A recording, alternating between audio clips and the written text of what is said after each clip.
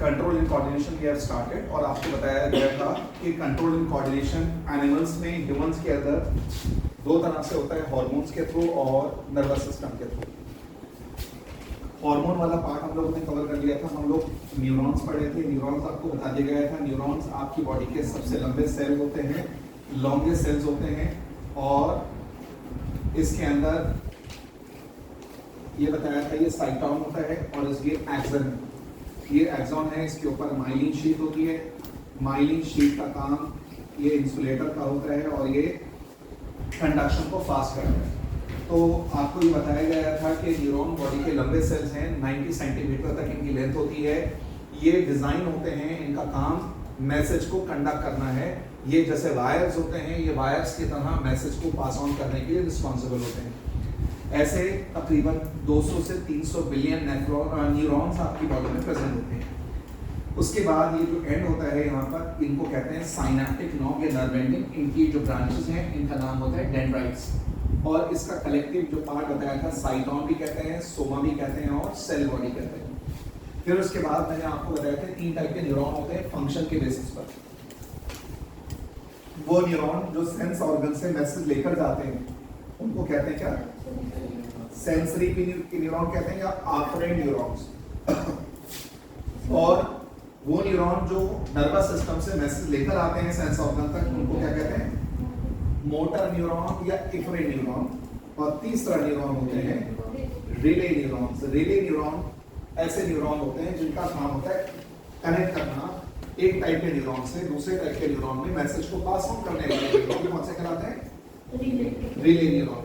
इनको inter neurons भी कहा जाता है। फिर उसके बाद बच्चों मेरा देखिए, आपको बताया था कि एक न्यूरॉन जहां एंड होता है और दूसरा न्यूरॉन जहां स्टार्ट होता है, इसके बीच में गैप होता है, उस गैप का नाम साइनैप्स है। और इस साइनैप्स पे जब मैसेज आता है ना, देखो न्यूरॉन पे जब मैसेज आता है वो इलेक्ट्रिक फॉर्म में होता है और वो यहाँ नर्व एंडिंग पे पहुंचने के बाद वो इलेक्ट्रिक से किसमें कन्वर्ट हो जाता है? केमिकल में। जैसे ही केमिकल उसको टच करेगा फिर वो इलेक्ट्रिक फॉर्म में आएगा। तो एक न्यूरॉन से दूसरे न्यूरॉन पे मैसेज ट्रांसफर करने वाले जो केमिकल्स होते हैं इनका नाम बताएगा क्या? इनको कहते हैं न्यूरोट्रांसमीटर्स। और वो गैप कहलाता है synapse, the junction between two neurons across which nerve impulse is transmitted. तो उसको कहते हैं साइनैप्स और उसमें जो केमिकल्स रिलीज होते हैं उसका नाम न्यूरोट्रांसमीटर। इसके कुछ एग्जांपल भी हमने आपको बताए थे।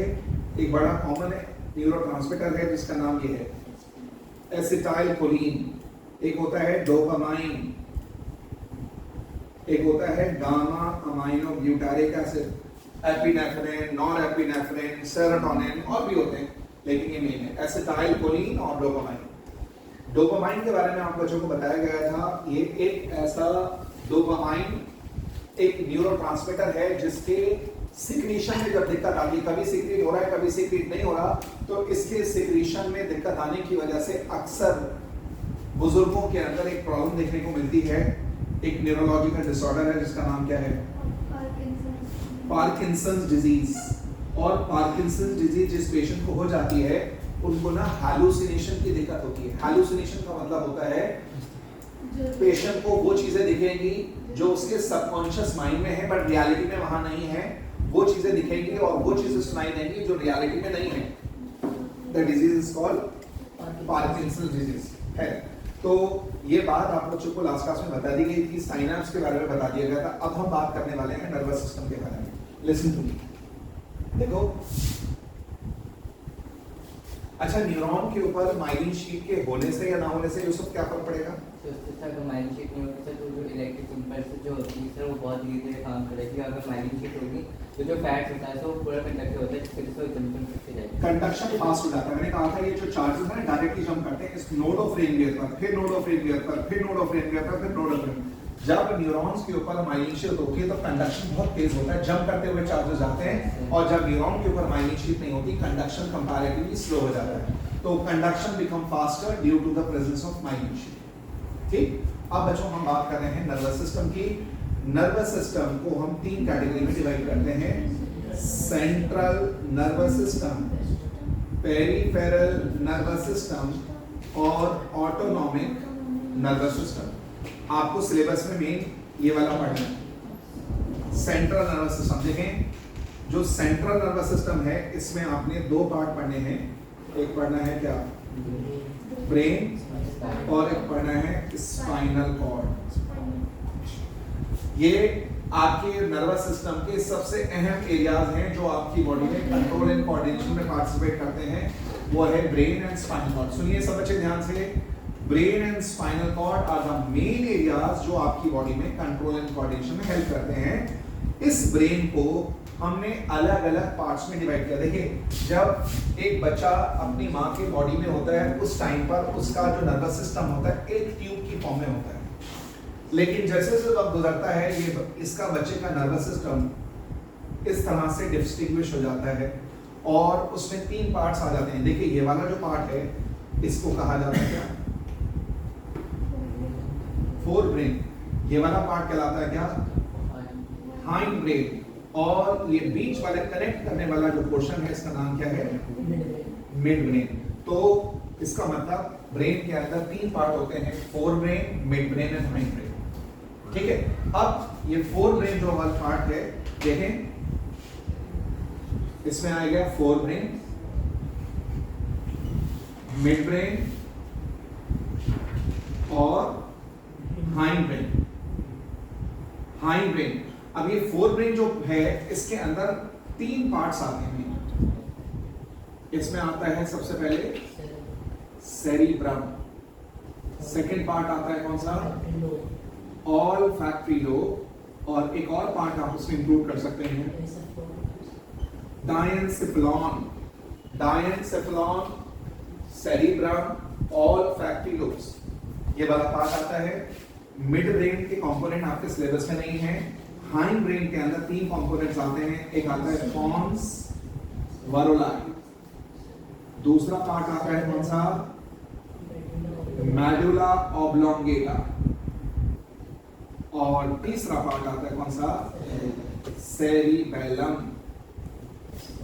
ये आपके ब्रेन के अलग अलग पार्ट, आपको एग्जाम में पूछा जाएगा कि फोर ब्रेन के कंपोनेंट्स बताएं और उसका एक एक फंक्शन मेंशन कीजिए, या हाइंड ब्रेन के पार्ट्स आपसे पूछा जा सकता है और आपके उसके फंक्शन पूछेंगे। तो फोर ब्रेन के ये तीन पार्ट्स हैं और हाइंड ब्रेन के ये तीन पार्ट्स हैं, इनके फंक्शंस मैं आपको बताऊंगा। लेकिन इसको समझने के लिए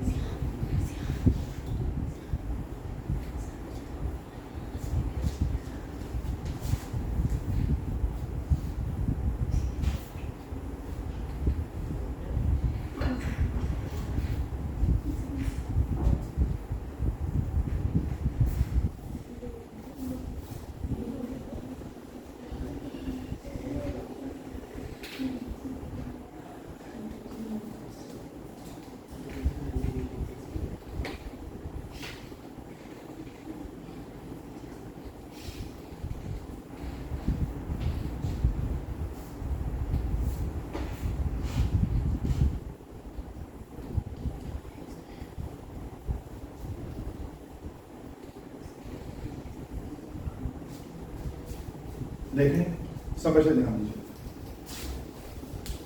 if you analyse the brain, अगर आप ब्रेन को सेरिब्रम, मैंने आपसे कहा ये ब्रेन के fore brain, mid brain, hind brain, fore brain के अंदर 3 पार्ट हैं।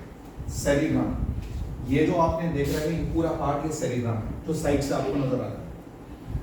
कुछ और कंपोनेंट देखना चाहेंगे, ऑल्फैक्टरी लोब। ये ऑल्फैक्टरी लोब आपको यहां से नजर नहीं आएगा। ब्रेन को अगर ऊपर से देखेंगे तो इसके 2 हेमिस्फीयर होते हैं, एक राइट सेरिब्रल हेमिस्फीयर्स और एक लेफ्ट सेरिब्रल हेमिस्फीयर्स। साइड से देखने पे ऐसा दिखता है ब्रेन, और ऊपर से देखने पे 2 सेरिब्रल हेमिस्फीयर नजर आएंगे। सेरिब्रम जो है ना ब्रेन का सबसे बड़ा पार्ट होता है, largest part of the brain is cerebrum. आगे सुनिए, अगर आप इन दोनों इस पूरे ब्रेन को उल्टा करेंगे, इधर देखें, ब्रेन को जब आप रिवर्स करते हैं तो इसको काटेंगे तो एक व्हाइट कलर का बैंड होता है जो 2 हेमिस्फीयर को जोड़ता है, उसका नाम होता है कॉर्पस कैलोसम। कॉर्पस कैलोसम एक व्हाइट कलर का बैंड होता है जो उसको जोड़ता है। और इस ब्रेन को उल्टा करने के बाद आपको यहाँ पर ये स्ट्रक्चर नजर आएंगे, कौन से? Olfactory lobe. ये ऑल्फैक्टरी लोब जो है ना बच्चों, this is the olfactory lobe. ये वाला पार्ट जो ऑल्फैक्टरी लोब है, ऑल्फैक्टरी का मतलब होता है स्मेल। ऑल्फैक्टरी का मतलब होता है स्मेल। तो ये वाला जो पार्ट होता है ये आपके ब्रेन के नीचे वाले पोर्शन में नजर आता है। ये आपने कोई भी परफ्यूम लगाया, कोई भी आपने स्मेल लगाते हो तो वो मैसेज आपके नोज से ब्रेन के इस पार्ट में जाता है जिसका नाम है ऑल्फैक्टरी लोब। ये आपके सेरिब्रम के नीचे वाले पोर्शन में होता है। Diencephalon, it's a cluster, it's a part of the brain, it's a part of the brain जिसके अंदर थैलेमस भी हो सकता, थैलेमस होता है, पिट्यूटरी होता है, हाइपोथैलेमस होता है, सब थैलेमस होता है। इसके अंदर सेंटर फॉर इमोशंस, हंगर और थर्स्ट, भूख और प्यास का सेंटर यहाँ होता है, और सेंटर फॉर फीलिंग्स, इमोशंस यहाँ होता है, डायनसेफ्लॉन के अंदर होता है। और उसके बाद हाइंड ब्रेन के अंदर 3 पार्ट्स आते हैं जिसका नाम है पॉन्स, मेडुला और सेरिबेलम। पॉन्स, अगर आप डिक्शनरी में पॉन्स का मतलब देखेंगे तो पॉन्स का मतलब ब्रिज होता है। अगर आप ब्रेन को उल्टा करके देखेंगे तो उसमें एक ब्रिज लाइक स्ट्रक्चर नजर आता है जिसका नाम क्या है? पॉन्स। ये पॉन्स जो है ये, इसके 3 काम याद रखिएगा। पहला काम है ये आपके ब्लड के पीएच को रेगुलेट करता है। PH of your blood, what is the pH of a blood? 7.2, 7.4. Before meal, after meal. Before meal, after meal. Kakashan, what is the pH of our blood? 7.2, 7.4 होता है, लेकिन और ये सेम रहता है, ये चेंज नहीं होता। एसिड भी आप कंज्यूम करेंगे तो भी चेंज नहीं होगा, बेस कंज्यूम करेंगे तो भी चेंज नहीं होगा, क्योंकि आपका ब्लड एक बफर सॉल्यूशन है। बफर सॉल्यूशन की प्रॉपर्टी होती है उसमें लिमिटेड क्वांटिटी में एसिड और बेस के आने पर कोई पीएच में चेंज नहीं आता, तो that's called the buffer solution. तो 12, अच्छा, तो ये इसके साथ देखिए, इसका पहला काम है पीएच, ब्लड के पीएच को रेगुलेट करता है, ब्रीदिंग को रेगुलेट करता है, सांस को कंट्रोल रेगुलेट करता है, कब एयर को बाहर निकालना है, कब इनहेल करना है, वो पॉन्स डिसाइड करता है। और तीसरा है स्वेलोइंग ऑफ फूड। खाना जब आप च्यू कर लेते हो, च्यू करने के बाद उसको निगलने का, स्वेलो करने के लिए ये वाला पार्ट रिस्पांसिबल होता है, दैट्स कॉल्ड द पॉन्स। उसके बाद आता है मेडुला। बेटा मेडुला आपके ब्रेन का पार्ट है। ऐसे देखें, मेडुला से एक नर्व निकलती है, एक नर्व आती है जिसका नाम होता है वेगस। एक वेगस नर्व है जो आपके ब्रेन के मेडुला से निकलती है, और आपके नेक के नीचे थॉरैक्स और एब्डोमेन में जितने भी ऑर्गन्स हैं उनको यही रेगुलेट करता है, क्या? मेडुला। जैसे इधर देखिए, आपकी हार्ट बीट, हार्ट यहाँ है, आपके लंग्स की फंक्शनिंग ये रेगुलेट करता है, आपके डाइजेस्टिव जूसेस, पेरिस्टाल्टिक मूवमेंट यही कराता है, कफ यही कराता है, कफिंग यही कराता है, स्नीजिंग यही कराता है, डाइजेस्टिव जूसेस का सिक्रीशन यही कराता है, आपका यूरिन आउटपुट को रेगुलेट यही करता है, ब्लैडर और किडनी को रेगुलेट यही करता है। यानी आपके थॉरैक्स एब्डोमेन के अंदर जितने भी ऑर्गन्स हैं उनकी फंक्शनिंग को ये वाला पार्ट रेगुलेट करता है जिसका नाम मेडुला है। और लास्ट में आता है कौन सा? सेरिबेलम। ये सेरिबेलम, इसको लिटिल ब्रेन भी कहा जाता है। ये लिटिल ब्रेन है, ये आपके ब्रेन का वो पार्ट है जो बैलेंस और पोस्चर के लिए रिस्पॉन्सिबल होता है। It regulates the balance and posture. इधर देखें, आप खड़े हैं या बैठे हैं, तो आपका जो बैलेंस मेंटेन है इस वक्त वो इसकी वजह से, किसकी वजह से, सेरिबेलम की वजह से आपकी बॉडी का बैलेंस पोस्चर मेंटेन है। लेकिन आपने देखा होगा बहुत बार the people who consume excessive alcohol consume करने की वजह से, बहुत ज्यादा अल्कोहल के कंजम्पशन की वजह से पेशेंट जो पर्सन होता है वो ठीक से खड़ा नहीं हो पाता, वो उसका बैलेंस डिस्टर्ब हो जाता है। तो बॉडी का जो बैलेंस डिस्टर्ब होता है वो किसकी वजह से, सेरिबेलम। तो सेरिबेलम आपकी ब्रेन का वो पार्ट है जो बॉडी के बैलेंस एंड पोस्चर के लिए रिस्पॉन्सिबल होता है। समझ आ गई बात? ये ब्रेन स्टेम जिसमें आगे स्पाइनल कॉर्ड होती है। अच्छा, सबसे बड़ा पार्ट कौन सा है, सेरिब्रम। सेरिब्रम ब्रेन का सबसे बड़ा पार्ट है ना। देखें ये सेरिब्रम, पहले तो ये बताइए कि अगर हमारी ये स्कल बोन हटाई जाए, अगर ये वाली स्कल बोन हटाई जाए तो क्या हमारा ब्रेन विजिबल होगा? No sir. अगर हमारी स्कल बोन को रिमूव किया जाए क्या हमारा ब्रेन विजिबल होगा? Answer is no. क्यों नहीं होगा? हमारे स्कल बोन और हमारे ब्रेन के बीच में कुछ डेलिकेट मेम्ब्रेन्स होती हैं, लेयर्स होती हैं, जिनका नाम होता है मेनिंजेस। हमारे ब्रेन और हमारी स्कल के बीच में कुछ लेयर्स हैं जिनका नाम मेनिंजेस है, जिनका काम प्रोटेक्शन का होता है। तो स्कल बोन और ब्रेन टिश्यू के बीच में लेयर्स होती हैं, दैट कॉल्ड द मेनिंजेस। वो मेनिंजेस कहलाती हैं। अब आगे सुने, मेनिंजेस इसके बीच में होती हैं। नाउ इधर देखें, ये सामने वाली हमारी जो हड्डी है, ये वाली जो बोन है, इसका नाम है फ्रंटल बोन। इधर देखो, ये सारी बोन, ये वाली बोन जो है हम सामने वाली, इसका नाम है फ्रंटल बोन। तो फ्रंटल बोन हटाओगे तो ब्रेन का जो पार्ट विजिबल होगा उसका नाम पड़ गया क्या? Frontal lobe. ये वाली जो बोन है हमारी, इसका नाम है पैराइटल बोन्स। पैराइटल बोन को रिमूव करने पे जो पार्ट विजिबल होगा वो ये वाला होगा, इसलिए इसका नाम पड़ा पैराइटल लोब। ये वाली जो बोन होती है हमारी, इसका नाम होता है ऑसिपाइटल बोन। ऑसिपाइटल बोन हटाने पे ब्रेन का जो पार्ट विजिबल होगा उसका नाम ऑसिपाइटल लोब। हमारी ईयर जहां से अटैच है, ये वाली बोन कहलाती है टेम्पोरल बोन। टेम्पोरल बोन हटाने पे ब्रेन का जो पार्ट विजिबल होगा उसका नाम टेम्पोरल लोब। इसके बाद अब इसमें एरिया समझ लीजिए। ये इसमें सबसे पहले ये आपका जो सेरिब्रम है ना, ये सारे सेंसेस को रेगुलेट करता है। सारे, चाहे sense of vision, sense of smell, sense of touch, sense of audition, ये सारे सेंसेस को आपका ये ब्रेन सेरिब्रम का रेगुलेट करता है। देखो व्हाटएवर यू सी, जो भी आप देखते हो उसकी पिक्चर आपके रेटिना पे बनती है। रेटिना से एक नर्व होती है ऑप्टिक नर्व, वो आपकी आई के रेटिना से ब्रेन के इस पार्ट में मैसेज ट्रांसफर करती है, इसलिए इसको विजुअल एरिया कहते हैं। Visual area is the part of the brain जहां से आई से मैसेज को ट्रांसफर किया जाता है, वो इस पार्ट, इसी वजह से दैट्स कॉल्ड द ये विजुअल एरिया है। ये विजुअल एरिया, कुछ लोगों की ये वाली जो नर्व होती है ऑप्टिक नर्व, जो रेटिना से ब्रेन तक लेके जाती है, वो कनेक्ट नहीं होती। अगर वो कनेक्ट नहीं है तो वो पर्सन ब्लाइंड होगा, वो देख नहीं सकता अगर ये नर्व यहां से कनेक्टेड नहीं। इसके बाद एक एरिया और होता है तो आपके सिलेबस में नहीं है, उसको कहते हैं साइको विजुअल एरिया। आपका और मेरा ये एरिया इनएक्टिव है, लेकिन कुछ लोगों का अगर ये एरिया इनएक्टिव हो गया तो उसको वो चीजें दिखाई देंगी जो रियलिटी में उसके सबकॉन्शियस माइंड में स्टोर्ड है, यानी जिसको हम क्या कहते हैं, हैलुसिनेशन। उसको हैलुसिनेशन होने लगेंगे अगर ये एरिया एक्टिव हो गया। इसके अलावा ये वाला एरिया है कौन सा, स्पीच। और ये वाला, अभी जो मैं आपसे बात कर रहा हूं, मेरी आवाज आप जो सुन पा रहे हैं वो यहाँ इस पार्ट की वजह से। आपके ईयर से एक नर्व होती है ऑडिटरी नर्व, जैसे आंखों में से ऑप्टिक नर्व होती है, कान से एक ऑडिटरी नर्व होती है, 8 नंबर की नर्व होती है। वो नर्व आपके कान से मैसेज को ब्रेन के इस पार्ट में लेकर जाती है तो आपको आवाज आती है। लेकिन वो आवाज सिर्फ सुनने का काम ये वाला पार्ट रिस्पॉन्सिबल होता है, ये वाला पार्ट रिस्पॉन्सिबल होता है। लेकिन वो वर्ड्स में क्या कहा गया, उन वर्ड्स को समझने के लिए ये वाला एरिया में मैसेज ट्रांसफर कर दिया जाता है। कौन सा, सेंसरी स्पीच एरिया। अभी आप सारे बच्चे बैठे हैं तो you are sensing my speech, मेरे वर्ड्स को सुनने के बाद मैसेज यहां जा रहा है, आप उन वर्ड्स को समझ रहे हैं, उन वर्ड्स का एनालिसिस कर रहे हैं, मैंने क्या कहा उन वर्ड्स को आप समझ रहे हैं यहां से।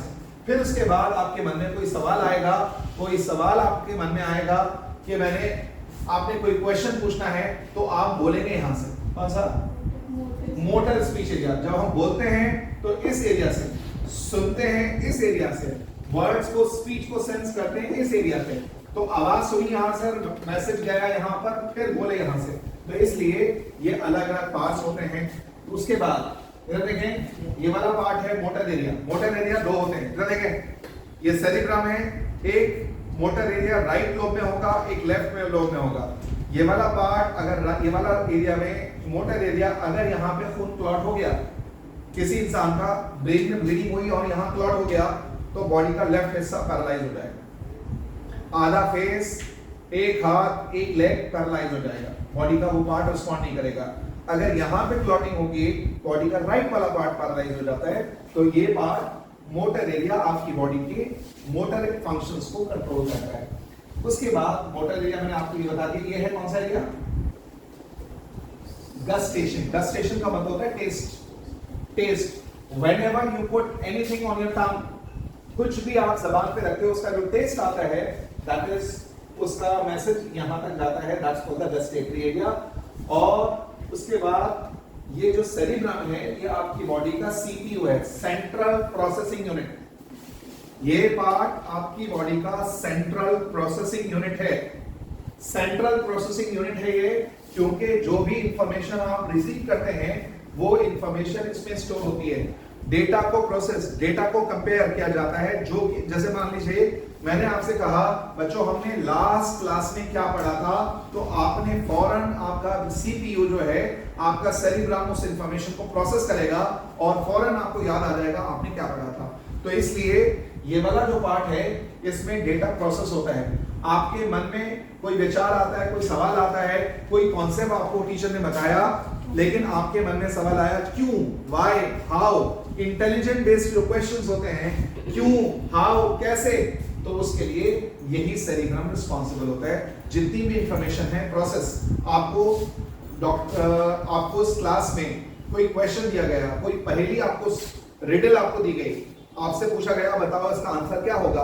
अब आपने जो प्रोसेसिंग कर रहे हैं, वो सारा प्रोसेस, वो इंफॉर्मेशन जो प्रोसेस कर रहे हैं, वो आपने इस सेरिब्रम की वजह से, समझ आ रही है बात? सेरिब्रम का काम इंफॉर्मेशन को प्रोसेस करना है। और इसके अंदर एक पार्ट और होता है जो मेमोरी के लिए होता है। आपकी बॉडी में जितनी भी टाइप की मेमोरीज हैं, उसकी जो फैकल्टी है, उसका जो है, उसका जो सेंटर है वो यहीं लोकेटेड होता है। इसमें अलग अलग पार्ट होते हैं, आपने, हालांकि वो आपके सिलेबस में नहीं है। हिप्पोकैम्पस होता है, एमिगडाला होता है, और भी लिम्बिक सिस्टम भी होता है। तो there are multiple areas also. Brain के अंदर कुछ और एरियाज भी हैं, that is beyond your scope, beyond your level. तो वहां पर हम बताते हैं लिम्बिक सिस्टम क्या होता है, हिप्पोकैम्पस का फंक्शन क्या होता है। लेकिन अभी सिर्फ आप इतना याद रखें, अगर पूछा जाए आपसे सेरिब्रम, तो सेरिब्रम ब्रेन का लार्जेस्ट पार्ट है।